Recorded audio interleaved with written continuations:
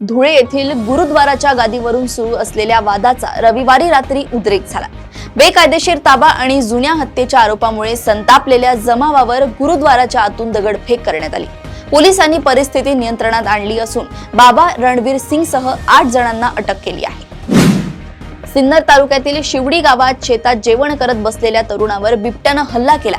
तो धावताना थेट विहिरीत पडला। त्याच्या पाठोपाठ बिबट्या देखील विहिरीत पडल्यानंतर दोघांचाही पाण्यात बुडून मृत्यू झालाय।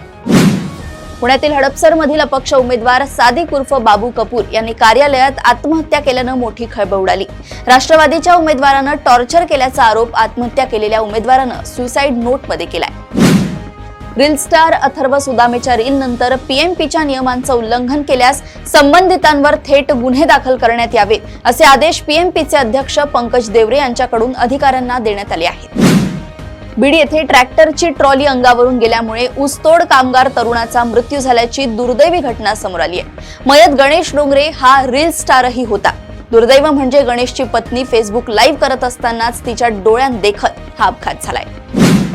मनसे आणि शिवसेना ठाकरे पक्ष यांच्याशी गद्दारी करणाऱ्यांचा पाहुणचार केला जाईल। निवडणुकीतही आणि निवडणुकीनंतरही बिनविरोध निवडून आलेल्यांविरोधात आम्ही मुंबई उच्च न्यायालयात जाणार आहोत, असा इशारा मनसे नेते अविनाश जाधव यांनी दिलाय। राज्यातील महानगरपालिका निवडणुकीच्या पार्श्वभूमीवर 15 जानेवारीला सार्वजनिक सुट्टी जाहीर केली असली तरी या दिवशी वाहन चालक परवाना चाचणी असणाऱ्या अर्जदारांना परिवहन विभागाने दिलासा दिलाय।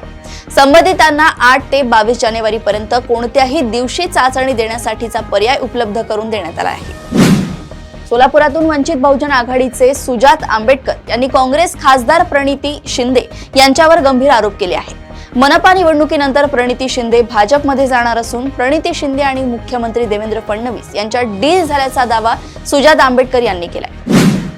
लातूर शहरातील जवाहर नवोदय विद्यालयात 7वी मधील एका विद्यार्थिनीने वसतिगृहात टॉवेलने गळफास घेत आत्महत्या केल्याची घटना रविवारी सकाळी 8 वाजता समोर आली।